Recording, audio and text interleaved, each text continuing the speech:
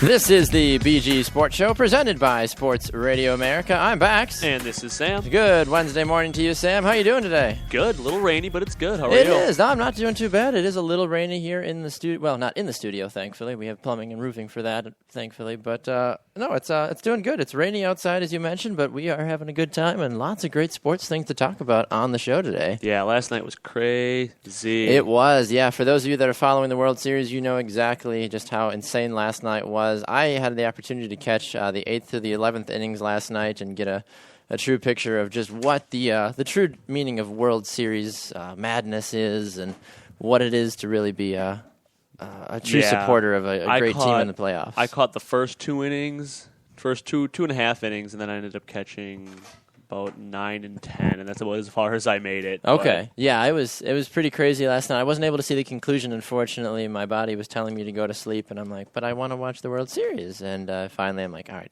fine, I'll just go to bed.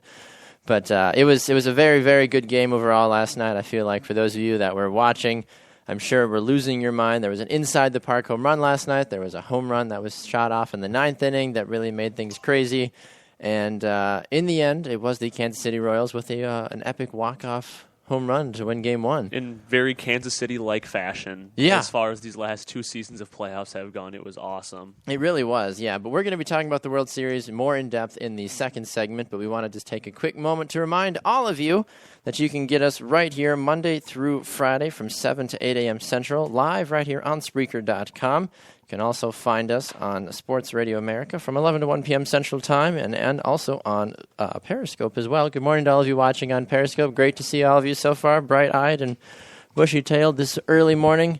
We're not going to let the rain outside keep us down from the excitement that is the sports world, because without sports, Sam, the world would just kind of forget how to go around. So. My world would forget how to go around, that's exactly. for sure. I'd be out of a job if it wasn't for the sports world. I would just be sitting at home twiddling my thumbs right now. Well, there you go. You could still be sleeping right now. Well, sleep is overrated from what That's I've heard. true. Absolutely. That's But we're excited for it. But one thing I want to talk about right away, Sam, is a legend in the soccer world has decided to hang up her cleats. And I say her, and some of you might be like, well, Mia Hamm's not in the game anymore. Well, yes, Mia Hamm is fantastic. The other legend. The other legend. No, not Alex Morgan. No, not Hope Solo. Abby Wambach has decided to announce her official retirement. She has gone out as a World Cup champion, finally. That was the last trophy that was vacant from her trophy case. That was the one she was missing. She was able to finally claim it and be able to show the world that she now is one of the greatest all-time to ever play the game. So she announces yesterday that she is officially leaving the game just as she wanted, as a champion. Yep, at the end of this 2015 season. Yep, so. Absolutely. So she is finishing up the victory tour with the women's national team, and then she will be all done from that. And this is something that she's tried to capture her third World Cup title for a while, and she finally did, or her third overall World Cup title. I was going to say, wow. Yeah, her third overall, first back in 1999, and then she just got a 5-2 victory over Japan over this last summer, which for the U.S., for those that watched the women's game over the summer, you thought that the U.S. was actually not going to make it as far as they did with how poorly they played at times. They didn't play well. You know, they didn't seem as dominant as they had been in previous years or in previous matches, but it was awesome to see them really just rally and get it done. It is, yeah, and what a way for her to announce it, too. I mean, the team on Tuesday, the U.S. women's national team, was visiting with President Obama, as all championship teams do after you win. It's like, instead of going to Disneyland, you go to, Disney World, you go to the White House. Going to the White House. Which is kind of like Disneyland, I guess, at some points. It's a little crazy. There's some shady rides and some awkward food and other people. It's nothing like Disney World. It could be, if you really wanted it to. But either way, she does that on Tuesday, and then on Wednesday, she's like, all right, I'm out. I'm done. She's done. Pieces out like she owns the joint, basically. But which she pretty much does. She does. She can kind of do whatever she wants at this point. She was, yeah. I mean, in 2012, she was named the FIFA Player of the Year. She has scored a total of 184 international goals. Is that a lot? That's a lot. All right. She has scored the most goals ever on an international level between men and women, to give you a little bit of context. Yeah. She's played in over 252 matches. I think a stat that I just read up here on this morning that I thought was pretty cool is how vital the article said that she's been a part of Team USA's success and how the U.S. women's national team is 116, 2-8 overall when she scores at least one goal. That is just an insane stat. I mean, the thing about it, too, is that the one thing that Abby is known so well for is that she is capable of scoring goals with her head more than she is with her feet. Like, she scored a goal in the last World Cup on a volley, and I'm like, wait a minute, she used her foot to score that goal. I'm like, that's not how she scores goals. That's not how that happens. No. Like, she's the best off of corner kicks and set up plays like that. Yes, she is absolutely dynamic and one of the best that will have ever played the game, and I'm sure she will find her way back into the women's national team in some coaching capacity. I was going to say, she's not going to be completely removed forever. No, you can't just... You can't do that. No, it would be really hard. And I think it's interesting because over at ESPN.com on ESPNW, you can go to this article officially announcing Abby's retirement, and you can take a look and see who is the best player in the history of U.S. women's soccer. They have Abby Wambach, Mia Hamm, Michelle Akers, and then other. And so far, from everybody that's voted, Mia Hamm is still considered the greatest all-time player in U.S. women's soccer history, which makes sense because Mia did so much for the entire growth of soccer. Nothing against Abby. No. But Mia, I think, without Mia Hamm, there is no women's national team. Yeah, she really kind of paved the way and was a trailblazer for a lot of the things that they did. So, yeah, like you said, there's going to be some contention about whether Abby's better than Mia was or not, but I guess you're looking at it from two different eras of the sport. Exactly, and that's the hard part about it. You always hear, well, is LeBron the next Michael James? It's like two different time zones. Michael James? Michael Jordan? Yes, Michael James. That's when you put them together. All just right. to appease the masses. Michael LeBron Jordan, James. LeBron James. LeBron Who's better, James. who's not, da-da-da-da-da. You can debate it all Yeah, day if you really it's want true. to. But it really does, it's just a fantastic overall thing. And I find it interesting, too, is there was 9 facts about the legendary Abby Wambach, as we're talking about here on the BG Sports Show, that has announced her official retirement. September 9th, 2001 was the date of Abby Wambach's first official appearance with the national team, so 14 years ago. Wow, I didn't realize it was that long. I forget that you say 2001, and it's like, oh my gosh, that was 15 years ago. That makes me, or 14 years ago. That makes me feel. I mean, I'm not that old, but it makes me feel old. I still feel like, when I hear, 2004, 2005, in my head, my initial reaction is, oh, that wasn't that long ago. Yeah. I think anything 2000, then I'm like, wait, that was like 11. Yeah, 12 and then I years look ago. at the date on my computer and like, oh, it's 2015. Okay. Got it. All right. Okay. Some other fun facts here about Abby Wambach is that on April 27th, 2002 was the date of which she scored her first international goal, so it took her a little under a year to tally her first goal. 2012 is the year that Abby Wambach was named the FIFA Player of the Year. Mia Hamm also won it back in 2001, so we can see some cross-referencing between the two of those. There we go. As we mentioned as well, Abby Wambach's 184 goals are the most scored by any player on the international level, male or female. Her official age, these are always fun. She's 35 years old, she's 35 years, 4 months, and 25 days old. As of when? Yesterday? As of yesterday, apparently. So 26 days old now? Yeah, 26 days old. Stats like that are almost kind of useless. Like, I mean, it's like, on. okay, great. You did some extra legwork at the offices that nobody else wanted to do. Some intern just got shafted with It's that like, job. hey, Joe, go and figure it out down to the second how old Abby Wambach is. Okay, thanks. And then bring me my coffee when you're done. Exactly. And a donut. Yep. Yeah, the last one here for her is that she has won 2 gold medals as well, back in 2004 and 2012 as well. Yeah, So she had to sit out the 2008 Olympics when she had a broken leg. That was did. unfortunate. I was rather sad about that when she broke her leg, and I'm glad she was able to come back though and really find a good way to come back and be a better person overall. Exactly. So we are going to jump to a break. So congratulations, Abby, on a fantastic career. Thank you for all that you did for the sport of soccer in America and for women's soccer as well. So we wish you all the best in your future endeavors. We're going to go to a break. The World Series, Sam. Break out the champagne. People are going crazy. We'll be right back. This is the Bax and Grant Sports Show.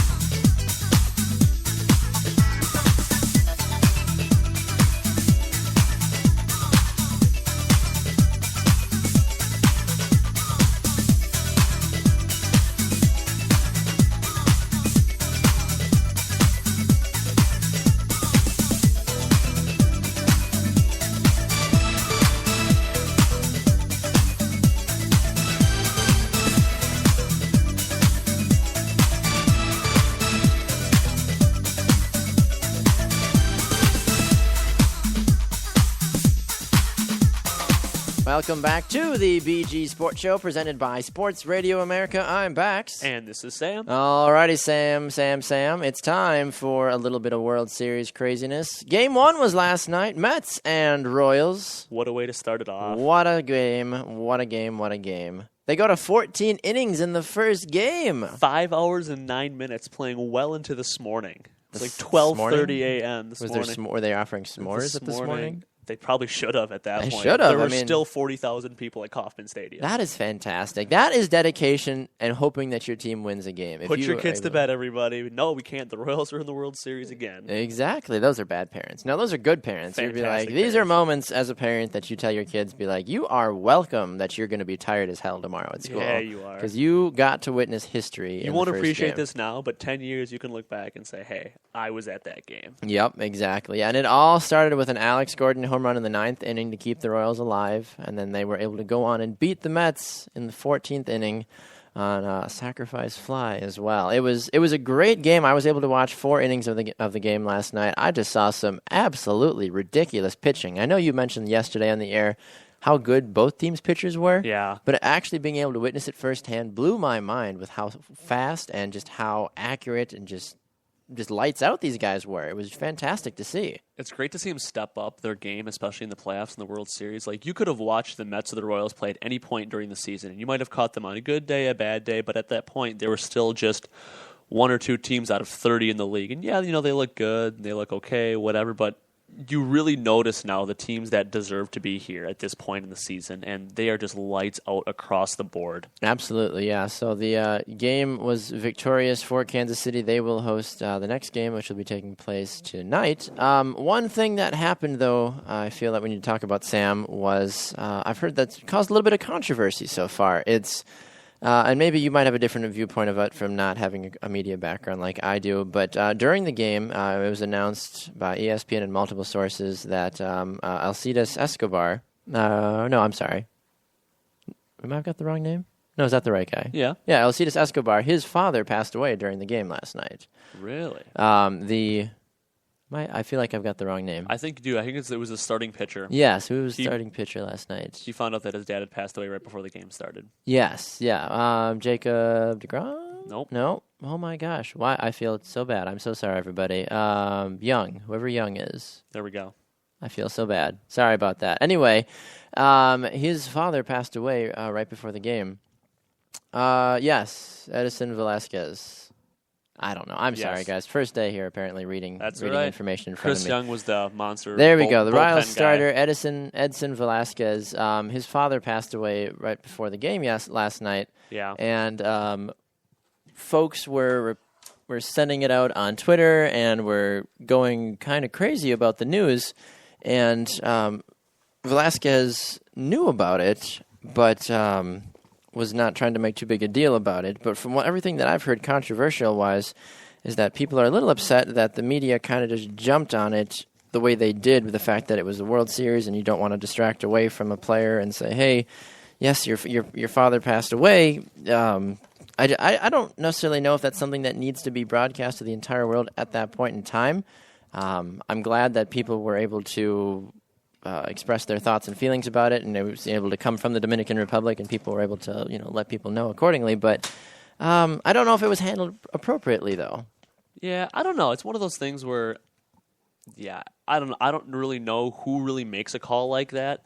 It's an odd situation, I feel like you said, where the starting pitcher of a World Series game, his dad passes away, shortly before the game starts. And I saw that headline or that tweet come through right before the game had started. But my first thought was, oh man, that's tough. Tough break. I hopefully it's a great game, things like that. But I didn't really think of the repercussions of people going off on social media about it and things like that. So. Yeah, absolutely. I mean, we even heard from Alex Gordon too, who, like we've mentioned, hit that game tying home run in the 9th.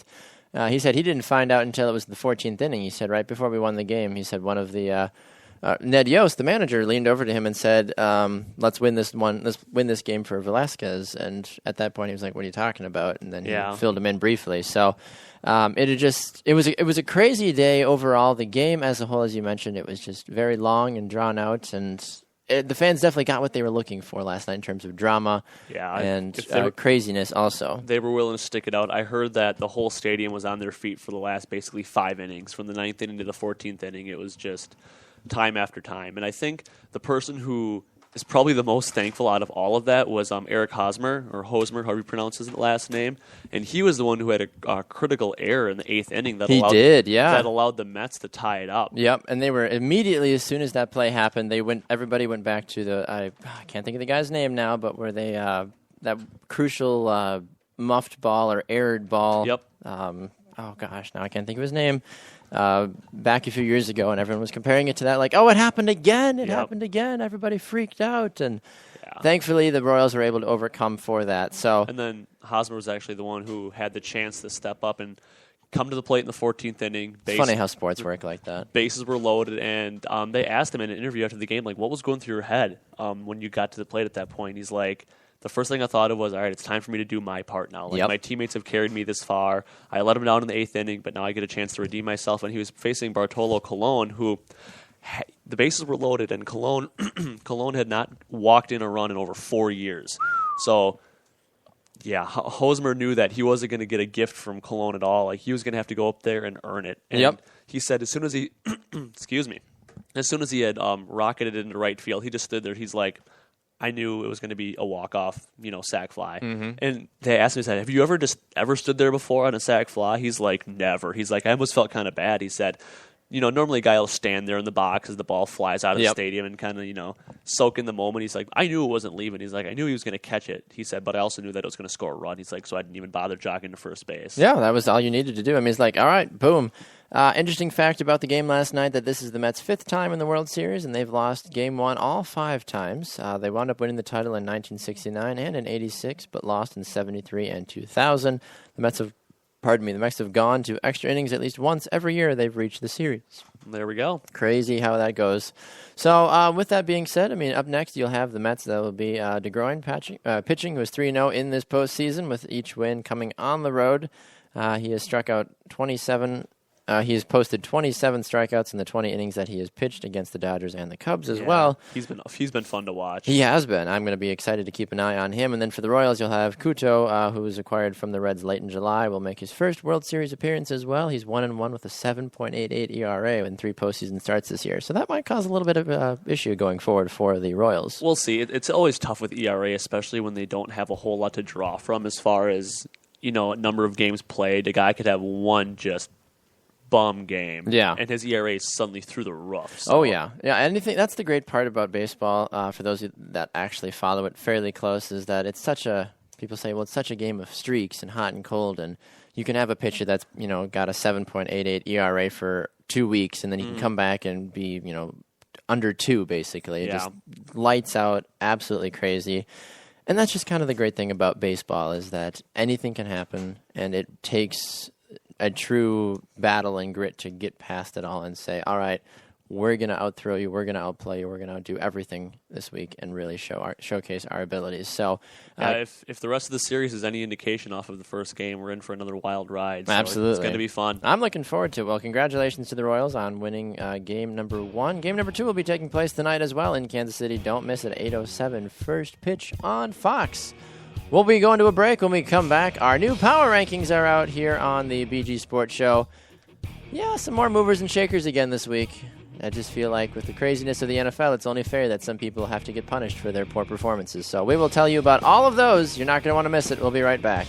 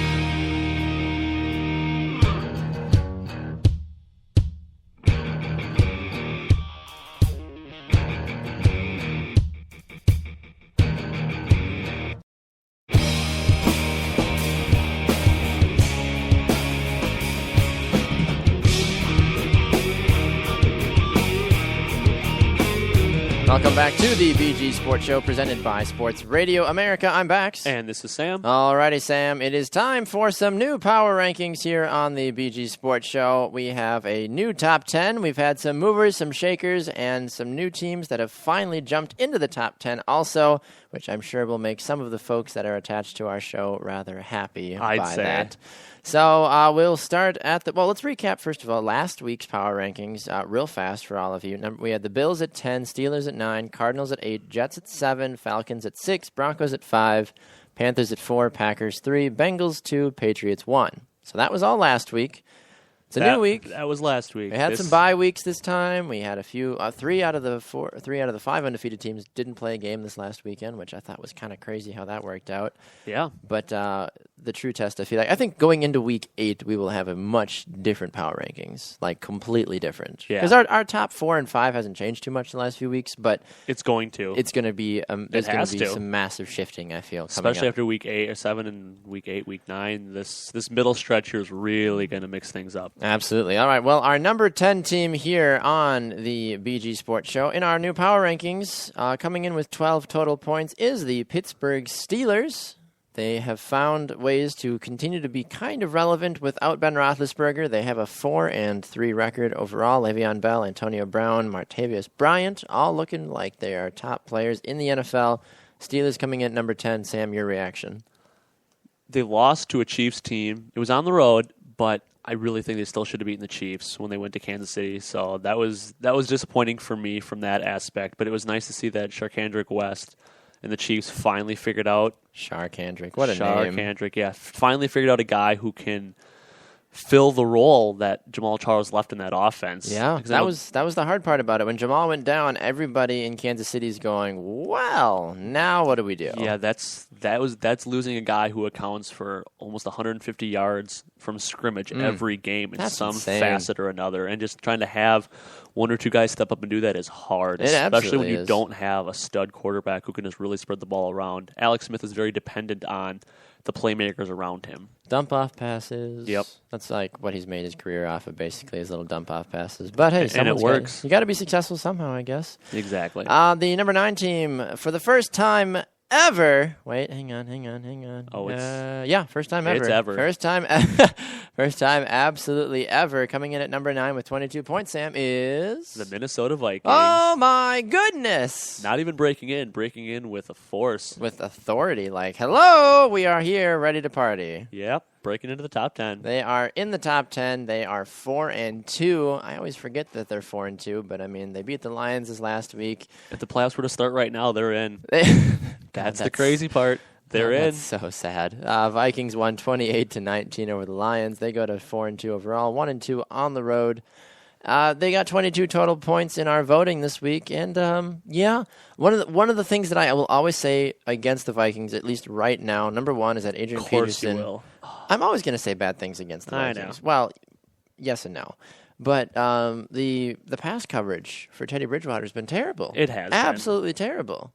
I think you get him behind an offensive line that you would find in like Green Bay or in Dallas. So you get him down in Dallas. Get him down in Dallas, or just behind a line that fits Dallas like that. And he has shown that he can play well with a very, very poor offensive line. So yeah.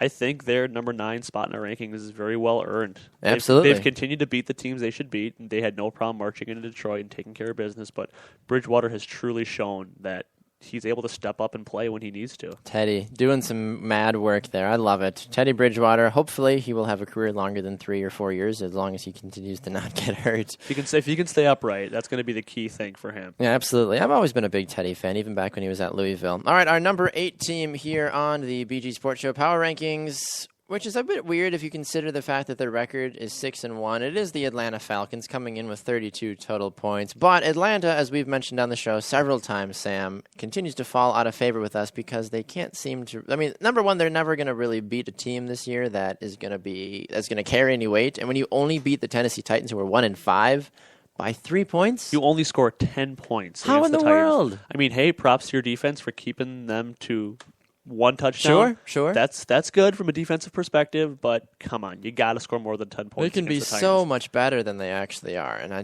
I was surprised at Atlanta. Well, something is going on with Matt Ryan, and I can't put my thumb on it. He has looked so out of sync this year, just uncomfortable in the pocket. He hasn't been lights out like he has been.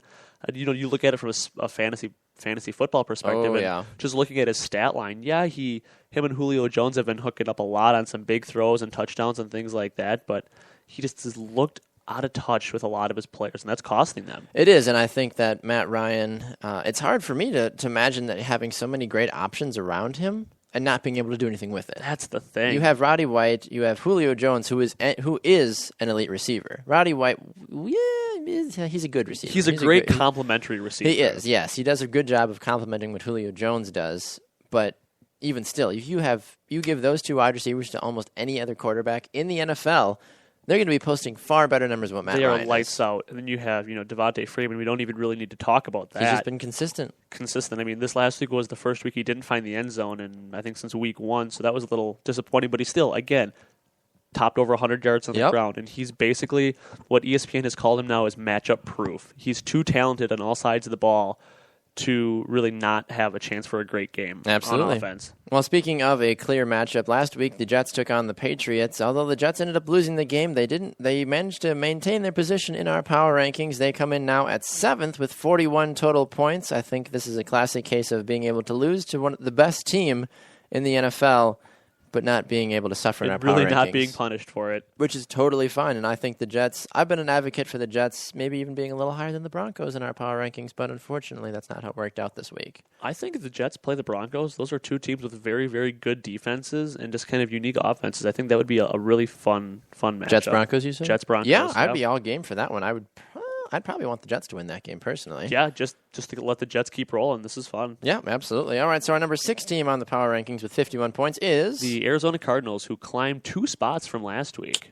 Well done, Arizona. After their win in the desert on Monday Night Football against the Baltimore Ravens. And I know that we're kind of being a little shady here, but you have to blame the voters on the BG Sports Show staff for this because... Yeah, we don't put these together ourselves. We don't. No, this isn't something that Sam and I sit down and saying, all right, let's hash it out, because this is all voted on. We had 10 different people vote this week in our power rankings. I mean, our votes were part of this, but even still, we had 8 outside votes that, there's 80 total points that are being tossed around, basically, that people were able to help decide where they go. So Arizona, they went out and beat one of the worst teams in the NFL, but they jumped to 6. I'm pretty sure I put Arizona at 8 or 9 when I voted for them, because I'm not thrilled with how they've been playing recently, and we talked about it pretty in depth earlier in the week, Sam, about how poor the teams are that they've beaten have played, and the teams they've lost to. They shouldn't have lost to. That's such a common thread in the NFL right now. It is. It's getting annoying for the rest of us. It kind of is. Teams are not beating the teams they need to beat. But, like I say every week, that's why they play the game. Exactly. And that's why we have jobs. Woo! Number 5. Thank you for that. Number 5 with 53 points is the Denver Broncos. They remain in the same position as they did last week, even though they were on a bye. Voters thought that they deserved to stay there. I mean, it's hard to really punish a team on a bye week because of obviously not playing, but also considering what other teams did around them. And I think that Carolina was the only undefeated team, aside from New England, that was close in that same realm of us in power rankings that, could have maybe made a jump, could have dropped or whatever, but since Carolina won, they maintain a higher position in our power rankings. Yeah, I think if the Jets had beaten the Patriots, I probably would have vaulted the Jets over the Broncos. Jets would have been a top 4 team for me in the NFL if they would have won that game, personally. I know some folks might be like, what about the Panthers? Well, just stop, okay? Stop. We'll see. Yeah. Number 4 in the BG power rankings.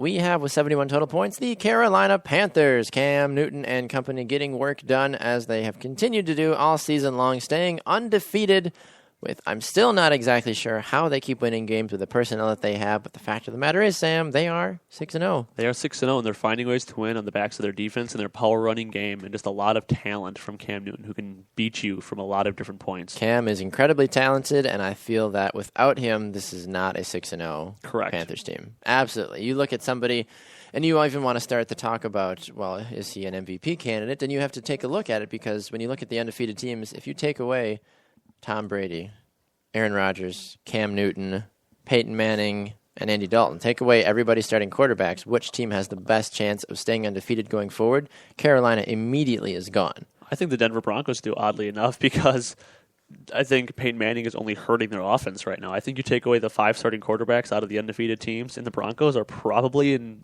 at least no worse shape than they are right now. I'd agree with that. Yeah, I mean, not Jimmy Garoppolo, Brock Osweiler, if that's the guy they decided to go with in Denver. Yeah. I don't know much about him. I've seen him play just a little bit. I know he's got some good raw talent, but I don't know. I don't know what to do with them. So Carolina coming in at 4. Number 3, they dropped one spot because reasons and voters and stuff, but whatever. They had a bye week, but they dropped to 3. The Cincinnati Bengals have 75 total points in our voting this week on our new power rankings. That's what happens when you have a Wisconsin-based sports show. Because even on the bye week, the Packers are going to move up a spot, which is ridiculous. But that's how our staff votes sometimes. That's how they we do. Have, just to clarify, we have a staff that ranges all the way from Seattle to the Midwest to, I think, Florida. So we have a very spread out staff that votes on a weekly basis. So for all of you that are like, oh, those cheeseheads are just, ballot box stuff, and well, no. It's well, maybe. A little bit, but just a little bit, but you can't blame us. Exactly. So obviously, Sam, our number 2 team is... Number 2 team is the Green Bay Packers. Woo! Go Pack, go. Yeah. Packers and Bengals flip-flopped from week 6. So pretty handily, too. Packers got 89 points in their voting. The Bengals got 75. I don't know. Green Bay just had a better bye week. Let's be honest. They looked Their great. players did far more had far more fun with their bye week than Bengal players did. They probably did, actually. Knowing them, they probably did. Yeah. Yeah. So our number 1 team with 100 points. We had 10 voters. Yep. Perfect score. 10 first-place votes. Nobody debated this at all. The New England Patriots for the 3rd week in a row here on the BG Sports Show Power Rankings. So congratulations to the Patriots. Do you agree with the number 1 overall ranking for the Patriots? I do. I do, simply because I don't think anybody else has proven enough that they can top them. I don't think if the Patriots continue to win, no one's going to jump them until they lose. Absolutely. All right, so one more time, our new power rankings here on the BG Sports Show. Number 10, the Pittsburgh Steelers. Number 9, the Vikings. The Falcons coming in at 8, the Jets at 7, Cardinals 6, Broncos 5, Panthers 4, Bengals 3, Packers 2, and for the 3rd week in a row, the New England Patriots. Let us know your thoughts. Get us up on Twitter at BG Sports Show, at Baxter Colburn, at Samuel_Wallace2. We'll be right back with Chris Gibbons talking that Big Ten football. Don't miss it. We'll be right back.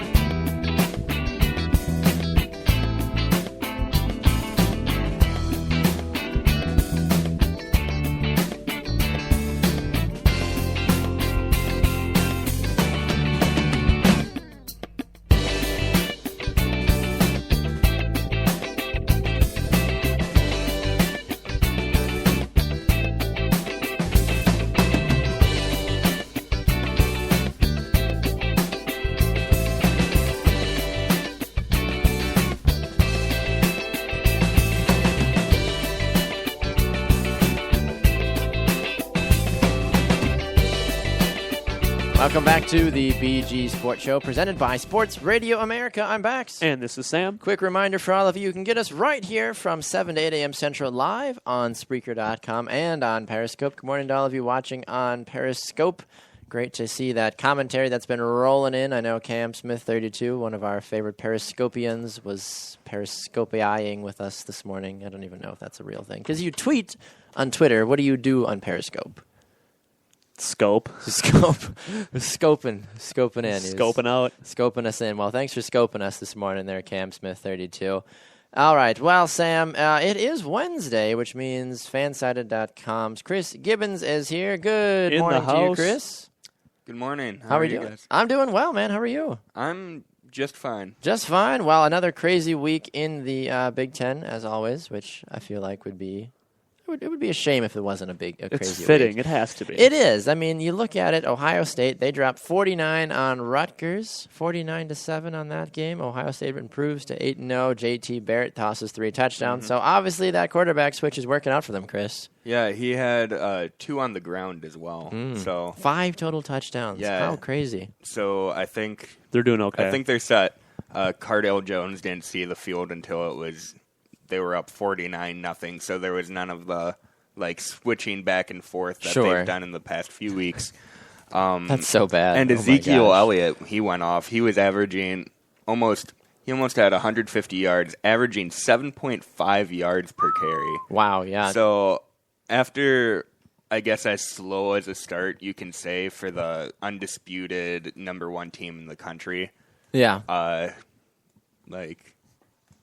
It's good to see them finally catching Yeah. some steam here. I mean, you look at even their quarter progression as well. They scored 7 points in the first, 14 in the second, 21 in the third, and then they added one more touchdown in the fourth quarter just for good measure. But honestly, it's Rutgers. Did Yeah. anybody really think that this game was going to be close? I don't know. Rutgers has got to win this year They've in got- conference. It's true, they do. They probably beat Wisconsin. it right? was No, they didn't. Indiana. Oh gosh. Go Hoosiers. So there we go. There you go. Yeah, Man. you mentioned Ezekiel Elliott there, Chris. 19 carries, 142 yards, and 2 touchdowns. That is the Ezekiel Elliott that Ohio State fans know and love from last season. That was his 13th straight game of going over 100 yards. Just stepping aside for a second, is he a top 15 draft pick when he comes out in the NFL draft? Because I feel like top 10's pushing it, but top 15, I feel like you've got some teams that might need a running back that are willing to drop for him. Yeah. It's always weird with running backs. Yeah. Sometime, I don't know if he's the undisputed talent where you have to grab him, or because some years the top running back's not going to go until That's way true. late, or even the second round. Unless you're from Alabama. Yeah, and somebody here on Periscope says, too, that they'd safely say a top 20 depending on what the team order is. Yeah, I mean, look Yeah. at Melvin Gordon last year. He was a top running back in college football, falls to the Chargers, and they forget how to use running backs, I Yeah. guess. So anyway, that's a whole other topic. Michigan State, they defeated Indiana 52-26. Talk a little bit about that, Chris. Spartans, they're 8-0, 4-0 in conference as a whole. How are they looking going forward? Well, what was interesting about this game was that it was close for most of it. It looks like an absolute blowout. Indiana was in the game probably through 3. Oh, okay. And Wow. they just collapsed in the fourth quarter. Yeah. And which is the same thing they did against Rutgers. They have Sensing a not trend here. They have not scored a touchdown in the fourth quarter the last 2 games. Holy cow. Well, they didn't score a touchdown against Penn. Forgetting who they played before. Either way, though, they've continued to yeah. just roll, though, and I think that Indiana, who's 4-4, I mean, like you mentioned, they're 0-4 in the Big Ten. Yeah, it was a close game, and then Michigan State decided to score 24 points in the fourth quarter. If I've ever heard of a team pulling away at the end, that Yeah. is the definition of it, saying, all right, this has been fun. Yeah, you got to play. We're going to go and kick some butt now. Got to play 60 minutes. And you see that with a lot of teams that are sometimes at the bottom of their division, and they can hang with teams, like you said, for a half, maybe upwards of 3/4. Yep. But then just the sheer talent and physicalness of usually the better team shows itself late in the game when guys get fatigued and things like that. And Absolutely. they really start to go off. And Indiana is a team that has had injuries plaguing them all season. So. Yeah. It is, When yep. you're playing down like that already, it's tough. It is. It's very tough. Wisconsin was able to survive. They beat Illinois this last weekend as well, but And I say survive because, let's be honest, Wisconsin just isn't playing well. Joel Stavy left the game with a neck/concussion/ I just don't want to play football anymore. Though. Look at his stat line. He did. He had a very good stat line, honestly. When was the last time Stavy threw for over 300 yards? Yeah, probably before you and I were even born. That's what I mean. Well, that doesn't make sense because we're older than Stavy. But either way, Wisconsin, they grab a victory, which was very needed for their season to keep them in contention. They grab a 24-13 victory, which is huge. But walk us a little bit more around the Big Ten, Chris, and highlight some other big stories for us. Well, Nebraska lost another heartbreaker, I guess. It's becoming the theme of their season. It's becoming the theme of their season. They can't pull away when they have the lead, and they just let the team back in at the last minute to lose the game. And you got to be kicking yourself, probably. Yeah. Like, you've got to be wondering, is Nebraska in the same situation under Bo Pelini? And I don't think they are. Were you upset when they fired Bo Pelini?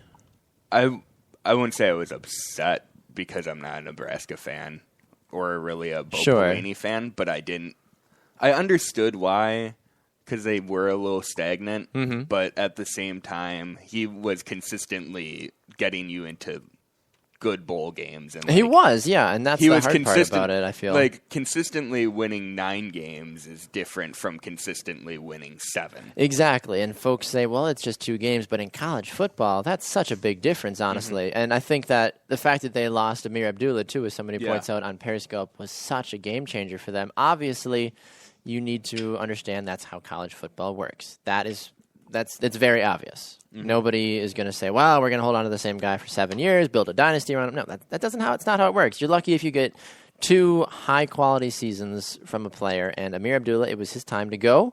I do forget about that about college football a lot of times. So you're like, man, like if this guy is around forever, in the NFL you talk about rebuilding years and seasons and guys having an off year or 2 and things like that. In college, that's basically it. Exactly. And that's the hard part about it, I feel like, for some folks, is like, people were like, oh, when you talk about a player as a whole and you say, oh, he had such a great college career, you usually are talking about 2 years, because freshman year, they have to literally be one of the best in the country ever to start at a high caliber Division I program. You hear about these, true freshmen running backs and quarterbacks at SEC schools or even some Big Ten schools too, but those guys are playing on another level, an absolute another level. So to actually put together a really good collegiate career is a totally different story. So what other things you got for us, Chris?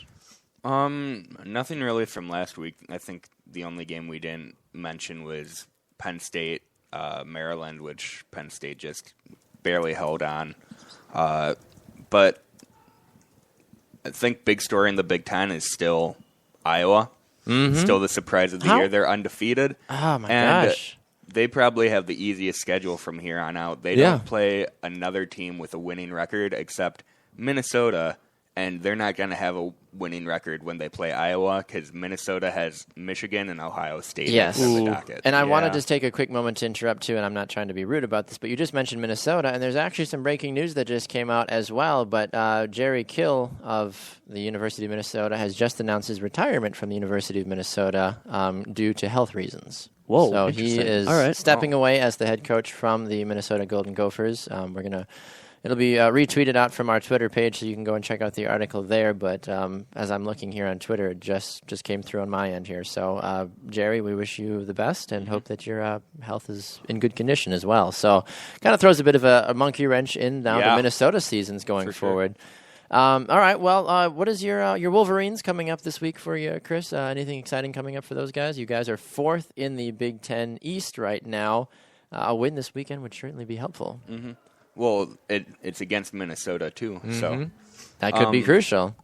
I think Michigan should pretty easily win their next few. Minnesota, they've got Rutgers after that, Penn State, and Indiana. Even the teams with like winning records from that, I'm not terribly impressed with. Obviously, the story is going to be that big rivalry game against Ohio State and see if, that'll be really the turning point and just how improved this team is under Jim Harbaugh. It will, absolutely. It's going to be great to see what's going to happen with that. All right, well, Chris, we got to let you run, unfortunately. Thanks so much for stopping by today, as you do on Wednesdays here on the BG Sports Show. Good luck to your Wolverines this weekend and to your Lions as well. Do you guys have a bye week finally? No. You've got Chiefs the in London. Chiefs in London. In London. Oh, town. my. Well, we'll see how that goes for you guys. So congratulations and good luck with that as well. So we'll talk to you again next week. We're going to step aside for a break. When we come back, it's playoff time in Major League Soccer. Chris Blakely of Vavel USA is going to stop by and chat with us about that. You're not going to want to miss it. We'll be right back. This is the BG Sports Show.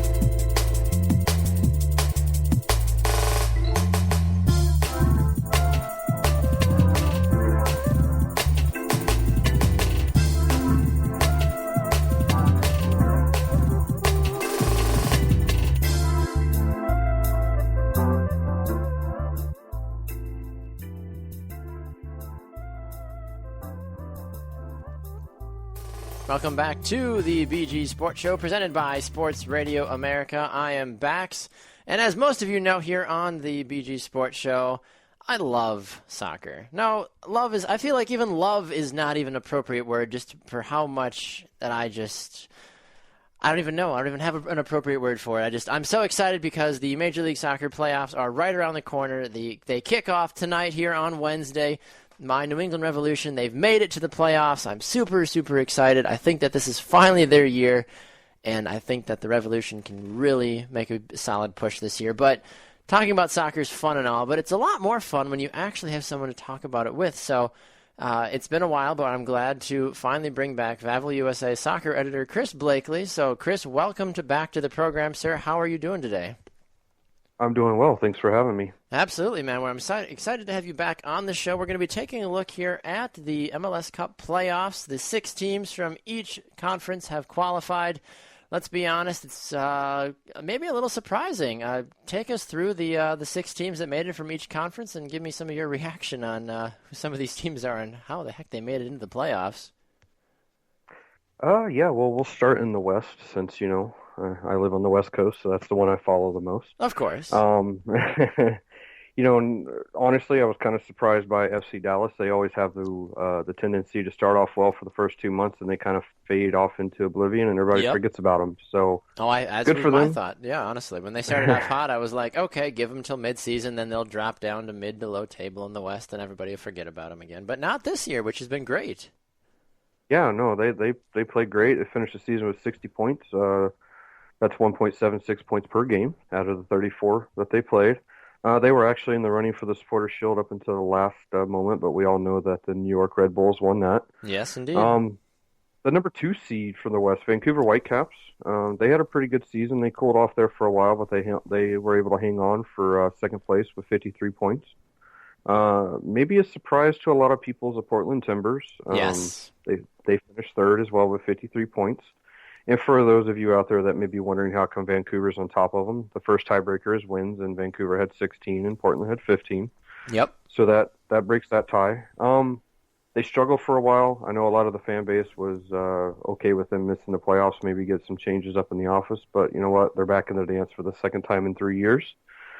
The 4th seed's going to be the Seattle Sounders, who honestly a lot of people probably towards, end of June, July, and most of August thought were done, but I'll be honest, I was one of those folks too. I was like, you know what, Seattle's probably not going to make the playoffs this year. Ziggy Schmidt is more than likely going to get fired, And they found a way. They always find a way, which is really annoying, I feel like, for everybody else that's not a Sounders fan. No, that's a very solid point. And honestly, after winning one match in 9, I believe it was during the summer, they went from the top of the Supporter Shield standings all the way down to almost the bottom. So they got Obafemi Martins back. They got Clint Dempsey back. When you score 44 goals all year, and 25 of them come from Martins and Dempsey, that tells you a lot about the, lack of production from the rest of the team. Which is so mind-boggling because of how many stars they have on their squad, which I guess, money doesn't always talk, but, it just makes you worry a little bit if you're a Sounders fan, I feel like. Well, for sure. I mean, but honestly, if you look at it like stars-wise, I mean, obviously you have Martins, you have Dempsey. Those are their two big DPs. Other than that, I mean, not to take away from the rest of the players on the team, but you got Chad Barrett, 5 goals in 18 games played. Lamar Nagel, 4 goals in 31 games played. Marco Papa, 3 in 20. And then after that, you have like 5, 6 guys that have 1 goal each. So there's not a lot of production, but they did get what they got out of Martins and Dempsey. Martins played in 21 games, scored 15 goals. And this is the most impressive stat. He took 42 shots all year. Wow. Scored 15 goals. That's a 35.7% scoring percentage. I think the more impressive stat is, though, of his 42 shots, 28 were on goal. Holy cow. 15 went in. That's a 53% conversion rate. That's not bad at all. Incredible. So, not to talk Sounders all day, but, they're finally healthy. They finally have gotten past that summer swoon, as everybody's been calling it.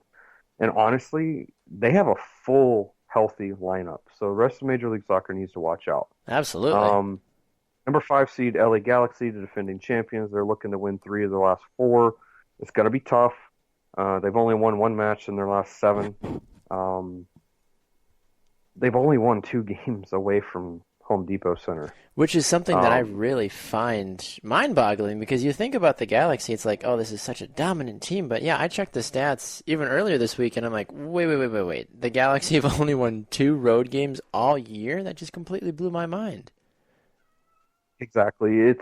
I think that is going to be their downfall. I'll get into more of that later. And finally, the last team in the West is Sporting KC, who coincidentally beat LA Galaxy at home. So, add another loss for the Galaxy on the road. But they snuck in. So there's your top 6 out of 10 teams in the West. And I'll quickly go over the East. You got the Red Bulls, who I mentioned, who won the Supporter Shield with 60 points. The Columbus Crew, actually, they finished second, so they got that first round bye. They got 53 points. And honestly, that's huge. If they don't go out... Oh, definitely. And if they don't go out and beat DC United 5-0 on Decision Sunday, they're playing in the play-in round. They're the 6th seed. So, and some people say, well, exactly. And not to cut over you, but I just feel like some folks are always like, well, they're in the playoffs, not a big deal. But that big win against DC United on Decision Day not only helped them send a huge message to the Eastern Conference, but also got them that first round bye, which is huge because now they can rest up and finally, take a look and see who they're going to take on in that second round. Most definitely. It's a huge boost for them. When they do get to play that home leg, I honestly really hope the fans come out and support them. I know last year when they played the Revolution, they didn't have a lot of fans in the stands. Yep. I think it was like 10,000 for a playoff match. And I'm not here to knock on supporters because I don't believe in that, but your boys are in the playoffs. Go out there, support them. Give them that extra boost that they need. Absolutely. Probably one of the most surprising teams to make it out of the East is the Montreal Impact. Let's be honest, they're the most surprising. They finished the season with 15 wins, 13 losses, and 6 ties. They got 51 points. They were going nowhere. They fired their head coach just shortly after they got Drogba. Got the new guy in there, who's been there forever. I can't remember his name, so I do apologize. But he's taken over. He's done well. Drogba has essentially put that team on his back, and that's the reason they're in the playoffs. Okay. DC, at least in my opinion. I know they have a great keeper in Evan Bush. They actually have a great team. They really do, and I you feel know. like they're terribly undervalued with what they actually possess on the squad as a whole. Oh, and for sure, and for that run they made in the CONCACAF Champions League last year, going all the way to the final, they were in it until the second half of that second leg at home. Yep. And Club America just hammered them. And I'm sorry, it's a Mexican team. It's going to happen. The U.S. teams aren't quite ready. Exactly. DC United comes in fourth. Last year, I believe they actually won the East. Your boys, New England Revolution, finished fifth, so they have to take on DC United tonight. Rough season. At a good old RFK Stadium. Surprised that place is even still standing. Yeah, surprisingly. And last but not least, and for the very first time ever, Toronto FC is making their playoff debut on Thursday night against the team they lost to this past Sunday, the Montreal Impact. They got great teams. They have great players. They have the MLS MVP on their team, Sebastian Javinko. I mean, the guy is incredible. 22 goals, 16 assists in his first year. He could go down as one of the best players to ever play in MLS. Oh, absolutely. You got Michael Bradley, Josie Altidore. They got a lot of good teams. Oh, yeah. Players, I mean, excuse me. But, you can make an argument against Josie, but I get what you're saying, though. Well, yeah. He's kind of bounced around a bit. But, but so there's your 6 out of the East, there's 6 out of the West. The two games tomorrow being, as I mentioned, New England at DC. I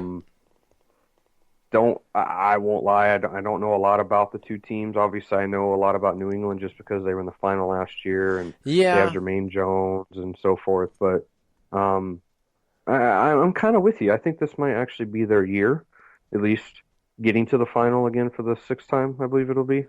It would be, yes, yeah, and that's the thing I have a hard part about with New England. I think that I think New England is the lesser of two evils. I'm not gung ho on either the Revolution or United right now, and I feel bad as a Revolution fan saying that. But as a realist, with how poorly New England finished out their regular season, and looking at what DC United did as well, finishing out their regular season, I mean, if New England walks away with the victory, obviously I'll be very happy. But from an Eastern Conference standing perspective, nobody really cares, honestly, who wins this game, because I feel like whoever does win this game, I'm pretty positive they have to play the winner. They have to play the Red Bulls next, and that's just going to be, that all depends. If let's say DC that's right, United it's the seeding. It's all based on exactly. seeding. So if Toronto beats Montreal, then Toronto would play New York, and Columbus would play DC. That's right. But there is that chance. But still, you never know. It is the playoffs. Crazy things happen. The teams that are the hottest usually enter in the playoffs.